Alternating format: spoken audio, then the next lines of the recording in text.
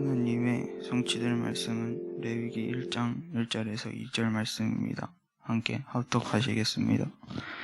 여호와께서 회막에서 모세를 부르시고 그에게 말씀하여 이르시되 이스라엘 자손에게 말하여 이르라. 너희 중에 누구든지 여호와께 예물을 드리려거든 가축 중에서 소나 양으로 예물을 드릴지니라. 아멘. 오늘은 드디어 우리가 레위기로 넘어갔죠. 이제 레위기에는 하나님의 제사법이 나옵니다. 하나님께서 이스라엘 백성들에게 알려주신 이 제사법에 대해서 오늘 한번 함께 보도록 하겠습니다. 먼저 우리가 지난주 주신 강단의 말씀을 좀 잘 생각을 해봐야 되겠죠. 지난주가 우리 다민족의 날로 우리가 237 5천 종족을 살릴 서밋으로 하나님께서 여러분들을 부르셨습니다. 그래서 우리가 이 서밋의 응답을 받기 위해서 바꿔야 될 것이 있다고 했죠. 우리가 세 가지를 바꿔야 된다고 했습니다. 첫 번째로는 나의 생각이죠. 그래서 나의 생각이 아니라 하나님의 생각으로 바꿔라. 그래서 우리가 하나님의 자녀인데도 이렇게 예배를 드리고 말씀의 은혜를 받고 막상 현장에 나가서 실질적으로 무언가 선택을 할 때 그 기준이 무엇이 되느냐, 이걸 잘 한번 생각을 해봐야 되겠습니다. 정말 우리가 가진 기준이 하나님의 말씀인가 아니면 나의 생각인가, 이걸 잘 알아야 되겠죠.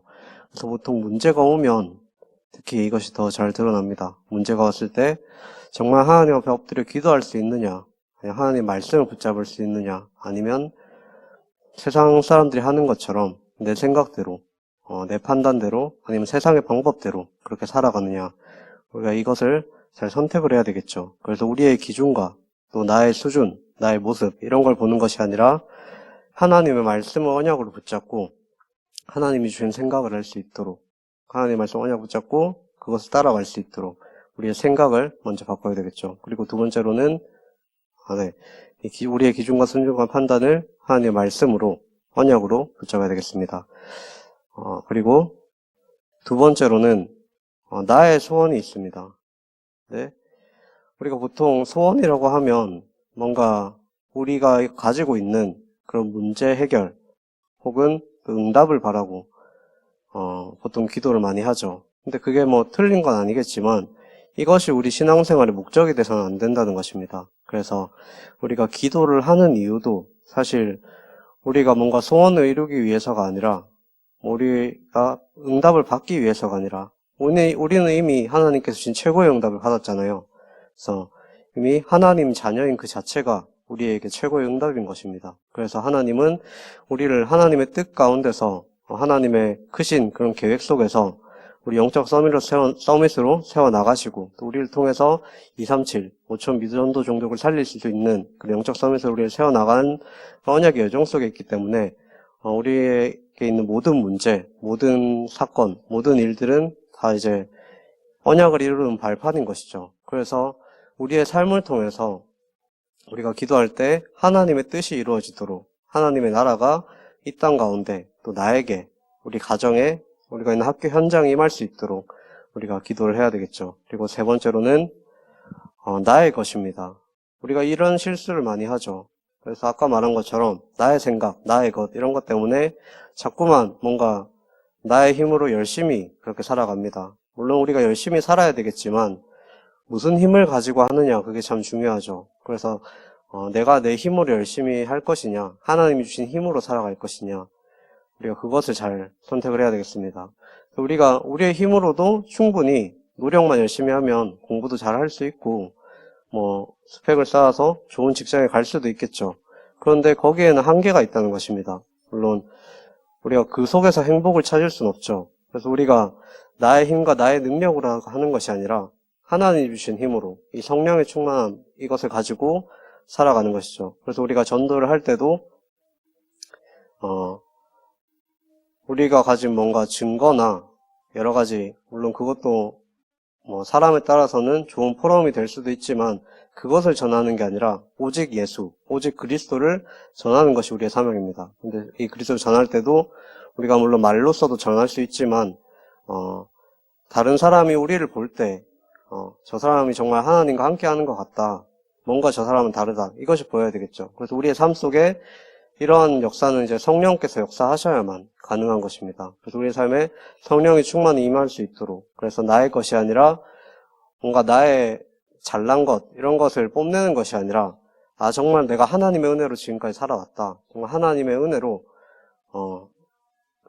내가 살았다. 이런 것을 증인으로서 보여줄 수 있는, 하나님의 것을 보여주는 그런 증인으로 우리가 세워져야 되겠습니다. 그래서 우리가 시대의 흐름을 잘 알아야 된다고 했죠. 지금은 위기 시대라고 했습니다. 그래서 지금 다문화 다민족들이 지금 우리나라에 참 많이 들어와 있죠. 그리고 울산에도 특히 이제 중국인들, 또 필리핀이나 이런 사람들이 일을 하러 이제 여기 많이 들어옵니다. 그래서 그런 사람들이 이제 실제적으로 뭐 잘 적응하는 사람도 있지만 적응하지 못해서 어려움을 겪고 있는 사람들이 있죠. 그래서 늘 문제 속에서 갈등 속에서 살다가 그 자녀들까지 영향을 받게 됩니다. 그래서 다문화 가정들이 보면은 물론 잘 성장하는 친구들도 있지만 그렇지 못하는 사람들이 더 많죠. 그래서 이런 문제가 이제 사회적으로 문제로 퍼질 수도 있습니다. 그리고 지금 또 4차 산업혁명 시대라고 하죠. 4차 산업시대가 진행되고 있는데, 이 4차 산업의 주도권을 잡고 있는 사람들이 보면은 이제 거의 다 불신자들이죠. 불신자 중에서도 특히 우리가 잘 알지 못하는, 세상 사람 잘 알지 못하는 이런 프리메이슨이라든지, 또 시대적으로 보면 이제 노벨상을 가장 많이 받은 이제 유대인들, 그 소수의 사람들이 이 경제나 이런 모든 것을 쭉 이제 사로잡고 있는데, 이 사람들이 하는 것이 결국에는 이제 접신운동이라든지 이런 영적으로 우리가 문제가 올 수밖에 없는 그런 운동들을 계속 하고 있다는 것입니다. 그래서 결국 이게 처음에는 뭔가 응답이 되는 것 같지만 나중에는 더 이제 영적 문제가 커지는 거죠. 그리고 지금도 코로나로 인해서 이 4차 산업시대가 더 앞당겨지고 있고, 이 언택트 시대, 이제 그걸 지나서 온택트 시대, 우리가 온라인상에서 이제 그걸 넘어서 앞으로 또 이제 가상에서 이 가상과 현실의 경계가 무너져가는 그런 시대가 계속해서 오게 될 것인데, 물론 이것의 장점도 있겠지만 지금 또 코로나로 인해서 사람들이 사람 간의 교류가 있지 못하다 보니까 점점 더 개인주의로 빠지게 되고, 그리고 또 지금 초등학생들 중에 보면은 지금 코로나 이후로 우울증을 겪고 있는 초등학생들이 정말 많다고 합니다. 그래서 특히 이제 친구들이랑 만나서 이제 소통하고 또 이게 재밌게 놀아야 될 그런 우리 어린 친구들이 그러지 못하고 계속 집에만 있으니까 우울증을 지금 겪고 있죠. 이런 사회적으로 또 영적으로 정신적인 문제들이 계속 오는 이런 위기 시대에 하나님께서는 우리를 이 시대를 살릴 렘넌트로 부르셨죠. 그래서 우리는 이 영적 문제가 심해지면 심해질수록 우리는 이 복음이라는 답을 가지고 있기 때문에 이 복음을 가지고 237개 나라, 또 5천 종족을 살릴 수 있는 그런 기회가 되는 것입니다. 그래서 우리가 이 시대의 흐름을 보면서 준비를 해야 되겠죠. 먼저 이 시대의 흐름을 보고 또 우리가 응답을 받을 준비를 해야 되겠습니다. 그래서 우리가 날마다 하나님 주신 힘을 찾아 누릴 수 있는 이 서밋타임을 가져야 되겠죠. 그래서 하나님께서 우리에게 주시기로 한 이 서밋의 응답은 이미 보장되어 있는 응답입니다. 그렇다면 우리가 그 응답을 받을 수 있는 그릇을 준비를 해야 되겠죠. 그래서 그 그릇을 준비한다는 것은 우리가 열심히 공부를 하기 이전에 여러분들의 전문성을 찾아서 그것을 발전시켜 나가기 이전에 하나님이 나와 함께 하시는 그 임마누엘의 축복을 먼저 누리는 것이 가장 먼저 해야 될 일입니다. 그래서 이 하나님이 나와 함께 하시고 우리와 함께 하시고 모든 것을 합력하여서 선을 이루어 나가시는 이 위드와 임마누엘과 온네스의 이 축복을 누릴 수 있는 것이 바로 예배죠. 이 예배를 통해서 하나님께서 주신 말씀을 받고 또 우리가 그 말씀의 언약을 붙잡고 우리가 있는 현장에서 기도를 하는 것입니다. 그래서 우리가 이 정식기도 또 무식기도 시간을 통해서 이 말씀 언약을 붙잡고 그런 하나님 주신 힘을 얻고, 그래서 그 힘을 가지고 이 성령 충만의 힘을 가지고 우리가 공부를 하는 거죠. 그래서 하나님 주신 언약, 이 언약 안에서 우리의 비전이 발견되어지고 그것이 우리의 꿈으로 그래서 이것을 통해서 우리 인생 작품을 만들어가는 것입니다. 그래서 오늘 본문을 보면 이제 레위기서로 들어갔는데 이 레위기에서 이 제사법이라고 했죠. 이 하나님이 받으시는 제사, 이 제사는 예배를 뜻합니다. 하나님께서 받으신 예배는 어떤 예배인가, 어떤 제사인가, 이 부분을 말하고 있죠. 그래서 이 레위기에서 가장 중요한 부분이 제사를 드리는데 이 제사를 너희 마음대로 드려서는 안 된다. 나의 법이 있다. 그래서 이 하나님의 명령대로 드리는 예배가 회복되어야 된다고 했습니다. 그래서 이 제사를 드릴 때는 이 여호와 하나님의 명령대로 드려야 된다. 그래서 성막을 지난주에 우리가 성막에 대해서 봤는데 이 성막을 만들 때도 마찬가지였죠. 이 여호와의 명령대로. 그게 중요한 것입니다. 그래서 이 하나님께서 모세에게 일일이 이제 하나하나 다 알려주셨죠. 그래서 하나님의 말씀에 순종해서 말씀대로 만들도록, 그래서 이 하나님 앞에 순종할 수 있도록, 왜냐하면 이 순종이 하나님 앞에서 완전함을 의미하기 때문이죠. 그래서 하나님의 주권에 따르는 것, 이것이 우리가 무조건 이제 아무 생각 없이 따라라, 이게 아니고 이제 하나님의 주권에 순종하는 것을 말을 합니다. 그래서 하나님이 나보다 나를 더 잘 아시고 이 세상을 더 잘 아시고 모든 것을 인도하시기 때문에 나의 생각, 나의 판단, 나의 뜻이 아니라 하나님의 더 큰 계획과 뜻을 믿는 믿음을 가지고, 그래서 내 생각 내려놓고 하나님께 맞춰가는 것이죠. 그래서 이게 하나님의 주권에 인정하는 것이고, 이것이 바로 우리가 가져야 될 믿음이고 하나님에 대한 신뢰인 것입니다. 그래서 우리가 하나님과 동행하기 위해서는 이렇게 해야 되겠죠. 그래서 이 거룩하신 하나님이기 때문에 우리가 하나님 앞에서 나의 것, 나의 주권, 이런 것들을 내려놓고 그래서 우리가 이런 불순종, 불신앙을 가지고 있으면 하나님 앞에 온전히 나올 수가 없겠죠. 그래서 이 하나님께 드려지는 예배, 여호와의 명령대로 드려지는 예배는 이 하나님의 임재 속으로 들어가는 시간입니다. 그래서 아까 말했듯이 제사는 예배를 의미를 하는데 이 예배가 거룩하신 하나님의 임재 속으로 들어가는 시간. 그렇기 때문에 이 예배 드리는 우리들도 거룩해져야 되겠죠. 그런데 문제는 원죄를 가진 우리 인간은 거룩하지 못하고 또 거룩해질 수도 없는 것입니다. 그래서 그렇다면 우리가 어떻게 거룩해질 수가 있는가? 우리가 날마다 죄를 짓는데 어떻게 거룩해질 수 있는가? 그것이 바로 하나님의 주권을 인정하고 하나님의 말씀 안에 거할 때, 이 말씀에 순종할 때 우리가 거룩해질 수가 있죠.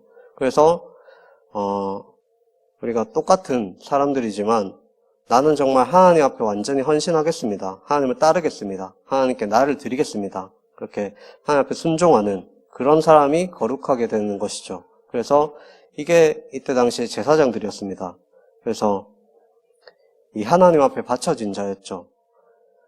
그런데 이 레위인이나 제사장 말고도 하나님 앞에서 자신을 거룩하게 바칠 수가 있었는데 그게 바로 나실인 제도였습니다. 그래서 이 나실인들은 자기가 먼저 기간을 정하죠. 그래서 나는 한 1년이나 한 2년 동안 나실인으로 하나님 앞에 헌신을 하겠습니다.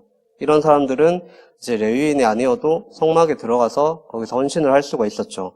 그래서 이 거룩이라는 말은 말로만 해서 되는 게 아니라 하나님 앞에 나를 드릴 때 그렇게 거룩해지는 거죠. 그래서 우리가 하나님의 주권에 인정하고 하나님의 말씀대로 살아갈 때 우리가 구별이 된다고 말했습니다. 그래서 이 하나님의 영광을 위해 살아갈 때 우리가 거룩해지는 것이죠. 그래서 우리가 이 예배 시간에 정말로 승리를 하기 위해서는 우리가 거룩해져야 됩니다. 그래서 레위기가 이걸 가르쳐주고 있죠.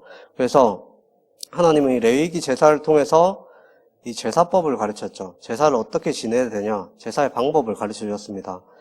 그게 바로 이제 5대 제사라고도 하죠. 이 제사에 대해서 짧게 좀 보도록 하겠습니다. 첫 번째로는 번제죠. 이 번제는 이 동물을 희생해서 드리는 제사인데 하나님 앞에 나를 드린다라는 의미로 드리는 그런 제사입니다. 그래서 이 번제를 통해서 하나님께 나를 드리는 헌신의 제사, 그래서 이 동물을 잡고 이 동물의 전체 몸을 태우고 또 이 피를 하나님 앞에 드렸죠. 그래서 이 번제는 매일매일 드렸습니다. 아침 저녁으로 이제 드리면서 나를 하나님께 바칩니다. 나를 하나님께 드리겠습니다. 이런 의미로 이제 동물을 잡아서 제사를 드린 거죠. 그리고 두 번째로는 소제입니다. 이 소제는 하나님께 감사를 표현하는 그런 제사인데 유일하게 이 제사만 이제 그 동물이 아니라 곡식을 사용했죠. 그래서 유일하게 피가 없는 제사. 그래서 하나님 앞에 감사를 표현하는 제사로, 그래서 하나님의 은혜에 감사하기 때문에 자발적으로 드려지는 그런 제사입니다. 그래서 대체적으로 이런 소제만 단독적으로 드리기보다는 뭐 번제나 다른 이제 제사 이후에 이 번제나 화목제 이런 것과 같이 이제 드리는 제사가 이 소제였죠. 그리고 세 번째로는 화목제입니다. 이 화목제는 이 하나님께 감사하며 그리고 하나님과 교제를 나누고 그리고 사람들과 교제를 나누는 그런 제사를 의미합니다. 이것도 마찬가지로 동물로 이제 제사를 드렸는데 이 동물 중에 이제 이 화목제가 하나님께 감사하면서 하나님과 교제하는 제사, 하나님께 은혜를 받고 싶고 하나님과 더 친밀해지고 더 가까워지고 싶을 때 이제 드리는 제사고, 이것 또한 이제 자원해서 드리는 그런 제사죠. 그래서 화목제는 이 동물의 희생 제사인데 이 교제의 의미가 들어있기 때문에 이 화목제 마무리에는 항상 식사가 들어갑니다. 그래서 작은 동물 잡지 않고 큰 동물을 잡아서 이 제사장들과 또 함께 온 이웃들이나 가족들과 나눠 먹게 되죠. 그래서 화목제는 큰 동물, 최소한 이제 양이라든지 이 소나 뭐 이렇게 되는 동물들을 바치게 됐습니다. 그리고 네 번째로는 속죄제죠. 이 속죄제는 말 그대로 죄를 지었을 때 드리는 제사입니다. 이제 주로 이제 동물을 바쳐서 드렸는데 가난한 사람들은 이 곡식을 가지고 제사를 지낼 수 있도록 그렇게 하나님께서 허락을 하셨죠. 그래서 아까 말한 것처럼 번제는 늘 드려야 되는 제사인데 이 번제를 드리고 난 이후에 나를 그렇게 헌신하겠다고 맹세했다가 또 죄를 짓게 돼서 이 죄를 씻는 속죄제를 드리고 나면 또다시 번제를 드려야 됐습니다. 그래서 이 속죄제로 인해서 나의 죄를 씻고 다시 한번 번제로 하나님 앞에 나를 드려서 헌신을 하는 거죠. 그래서 우리가 제사를 이제 매일 드리고 거의 계속 뭐 죄를 지으면 제사를 드려야 되고 참 쉽지 않은 일이죠, 이때 당시에. 그런데 이 거룩하신 하나님과 죄인이 함께 하기에는 사실상 이제 쉽지 않은 일입니다. 오히려 이런 방법을 주신 게 감사하죠. 그래서 이 원죄 가운데 빠진 인간은 하나님과 함께 할 수 없는데 그 은혜의 방편으로 주신 것이 바로 이 지난주에 봤던 이 말씀대로 만든 그 성막 안에 하나님께서 임재하시고 또 제사를 통해서 하나님께 예배를 드릴 수 있는, 하나님 받으신 예배를 드릴 수 있는, 이렇게 하나님 앞에 나아갈 수 있는 길을 하나님께서 이스라엘에게 여신 것입니다. 그리고 다섯 번째로 이 속건제가 있죠. 이 속건제는 이 속죄제랑 순서는 똑같은데 특히 이제 다른 사람에게 재산에 피해를 주었을 때 혹은 이제 성물에 대한 범죄, 이 성물이라는 것은 예를 들면 11조처럼 하나님 앞에 드려야 되는 것인데 드리지 않았다거나 아니면 하나님께서 정하신 그런 부정한 그런 사람이 그 부정함을 씻지 않고 음식을 먹었다거나 이런 뭔가 성물에 대한 죄를 지었을 때 이런 속건제를 드렸습니다. 그래서 그때는 이제 피로 이제 제사를 드릴 뿐만이 아니라 그 피 제사 이후에 그 피해를 입힌 사람에게 보상을 해줘야 되겠죠. 그래서 그 피해를 입힌 금액이나 그런 물건의 20%를 이제 더해서 추가해서 그렇게 배상을 해줬습니다. 그래서 이런 5가지 이 제사가 있었기 때문에 이스라엘 백성들이 비록 이제 죄를 지었어도 하나님 앞에 다시 용서받을 수 있었고 하나님 앞에 나아갈 수가 있었죠. 그래서 더욱더 하나님과 가까운 관계가 될 수 있도록 하나님 앞에 자기 자신을 드릴 수 있도록 이렇게 하신 것입니다. 그런데 왜 꼭 이 동물의 피로만, 이 동물을 죽여야만 되는가? 왜 제사를 드릴 때 동물을 꼭 죽여야 되는가? 그래서 사실 동물도 생명이죠. 그래서 생명을 죽이는 일이 결코 쉽지는 않은 일인데, 근데 이제 죄를 지으면 또 제사를 드릴 때 직접 칼을 들고 양을 죽이고 소를 죽이고 그런 제사를 왜 드리라고 했냐? 그 이유를 우리가 잘 생각을 해봐야 되겠죠. 그 이유가 창세기 3장 문제로 인해서 모든 사람이 원죄 가운데 빠졌고 계속 범죄하면서 살아가기 때문입니다. 그래서 모든 사람이 죄인이기 때문이죠. 그래서 이 죄인은 하나님과 함께 할 수 없습니다. 그래서 이 아담이 죄를 지은 그 순간에 에덴 동산에서 쫓겨났듯이 이제 죄인은 하나님의 임재 속에서 하나님과 함께 할 수가 없는 거죠. 그래서 이 의로우신 하나님이 옆에조차 있을 수가 없는 것입니다. 그래서 이 죄인이 하나님의 임재 속에 들어가면 죽게 되는 것이죠. 그래서 하나님께서 선악과 언약을 주셨을 때도 너희가 이것을 먹는 날에는 정령 죽으리라. 그래서 언약을 어기고 죄를 지어서 부정하게 되면 더 이상 나와 함께 할 수 없다. 함께 하지 못한다. 함께하면 너희가 죄 때문에 죽게 될 것이다. 이것을 말씀하신 것이죠. 그래서 하나님은 너무 의롭고 너무 거룩하신 분이기 때문에 죄인인 우리가 함께할 수 없고 우리가 범접할 수 없는 그런 분이신 것입니다. 그래서 이게 성경에서 나타내신 하나님이시죠. 그래서 원래는 우리가 하나님 앞에 예배를 할 수 없는 그런 존재인데 그런데 하나님께서 길을 열어주신 것입니다. 그래서 이 레위기서 17장 11절을 보니까 이 하나님께서는 생명은 피에 있으므로 피가 죄를 속한다라고 이제 말씀을 하셨죠. 그래서 히브리서 9장 22절에도 보면 이 히브리서 저자는 율법을 따라 거의 모든 물건이 피로써 정결하게 되나니 피 흘림이 없은즉 사함이 없느니라. 그래서 피 흘림이 없이는 죄를 사할 수가 없다는 것입니다. 그러니까 이 생명이 피에 있으므로 피가 흘려지면 죄가 속함을 받는다는 것이죠. 그래서 이것도 하나님이 원래는 안 되는데 은혜로 길을 열어주신 거죠. 그래서 원래는 우리가 죄 가운데서 너희가 죽어야 되는데 너희가 죽지 않아도 피가 흘려지면 이거 죽은 것으로 간주를 하고 이 희생제사를 받아주겠다 이 말입니다. 그래서 이 이스라엘 백성들은 하나님과 함께하기 위해서 계속 동물의 희생이 필요했던 거죠. 만약에 이스라엘 백성들이 죄를 안 지었다면, 그러니까 이 번제를 드리고 나서 죄를 안 지었다면 사실 제사는 한 번만 드려도 됩니다. 근데 문제는 이제 인간은 계속해서 이 원죄 가운데 빠져있기 때문에 죄를 짓게 되죠. 그래서 이 죄를 지으면 속죄제나 속번제로 계속 용서를 받아야 됩니다. 그래서 용서받은 후에는 아까 말한 것처럼 번제로 다시 한번 나를 드리고 하나님께 드리고 그래서 이제 수많은 동물들이 이제 피를 흘리게 된 것이죠. 그래서 자기 대신 이제 동물이 희생당하는 그 끔찍함을 알도록 그래서 내 때문에 나의 죄 때문에 이 소가 이 양이 이 동물이 대신 죽는구나. 그래서 하나님 앞에 회개하고 그래서 근데 문제는 이 동물이 죽는다고 해서 내 죄가 해결되냐, 내가 변화되냐, 사실 이건 일시적인 것뿐이죠. 그래서 이 여자의 후손이 와야만 되는구나, 그리스도 아니면 안 되는구나, 이 창세기 3장 15절의 언약을 다시 한번 붙잡게 하는 이런 의식이 바로 이 제사 의식이었던 것입니다. 그래서 이런 희생 제사를 통해서 이 죄의 심각성을 알게 하셨죠. 그래서 이 진정한 어린 양, 이 유월절에 양의 피를 발랐을 때 해방받은 것처럼 이 진정한 유월절 어린 양 그분이 오셔서 우리의 죄를 완전히 깨끗게 하실 그 구원이 필요하다는 것을 깨닫게 하신 것입니다.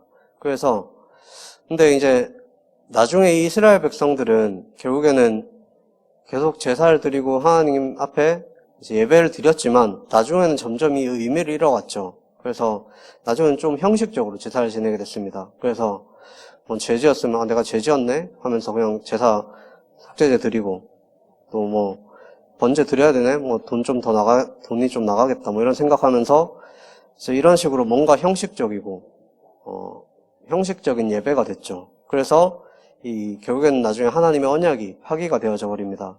그래서 이렇게 이 동물의 제사는 완전한 구원도 아니고 우리의 죄를 다 씻어낼 수도 없죠. 그래서 우리가 세 번째로 이 예수님께서 필요하신 이유가 여기 있습니다. 그래서 예수님께서 십자가에서 이 희생 제사를 완성을 하셨죠.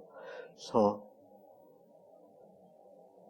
그 히브리서 10장 4절에 보면 이 황소와 염소의 피로는 능히 죄를 없앨 수 없다고 했습니다. 그래서 이 제사는 이 죄를 없앤다라는 의미라기보다는 이 죄를 기억하게 하고 기다리게 하신 것이죠. 그래서 예수님께서도 마가복음 10장 45절에서 이렇게 말씀하셨습니다. 이 제자들이 이제 예수님이 세상을 정복할 왕으로 오신 줄 알고 자기들끼리 내가 예수님께서 세상을 정복하시면 내가 예수님의 오른팔이 될 거야. 이렇게 자기들끼리 막 싸우죠. 그렇게 싸우고 있으니까 예수님께서 이 제자들에게 그런 싸움은 세상에서나 한다. 세상에서나 권력을 가지고 싸운다. 그러나 하나님의 나라에선 그렇지 않다. 하나님의 나라에서는 가장 섬기는 자가 가장 큰 자니라. 이렇게 말씀하시면서 나도 너희를 섬기러 왔다. 인자가 온 것은 섬김을 받으려 한 것이 아니라 도리어 섬기려 하고 도리어 내가 섬기고 자기 목숨을 많은 사람의 대속물로 주려 함이라. 그래서 그 크고 거룩하신 하나님께서 직접 인간의 몸을 입고 이 땅에 우리의 희생제물이 되려고 이제 사람의 몸을 입고 직접 오셨죠. 그래서 우리를 향하신 하나님의 사랑이 얼마나 크고 얼마나 대단한 것인가 우리가 잘 알아야 되겠습니다.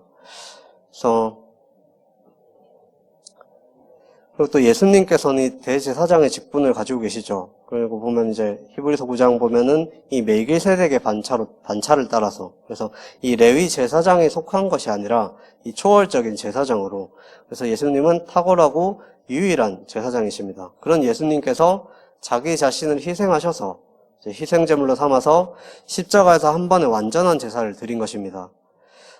그래서 우리는 이제 더 이상 이 희생제사를 동물을 잡아서 제사를 드릴 필요가 없어졌죠. 예수님의 제사로 예수님의 한 번의 피 흘리심으로 이 제사로 모든 것을 끝내셨기 때문에, 그래서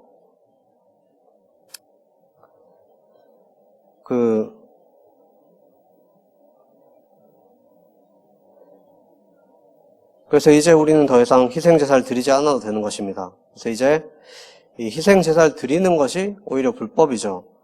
그래서 우리가 다시 하나님 앞에 제사를 드려야 된다 이렇게 말하는 것은 예수님이 십자가에서 다 끝내지 못했다 이거랑 똑같은 의미인 것입니다. 그래서 우리는 예배를 드릴 때 피제사를 드릴 필요가 없죠. 예수님께서 흘리신 피로 충분하기 때문에.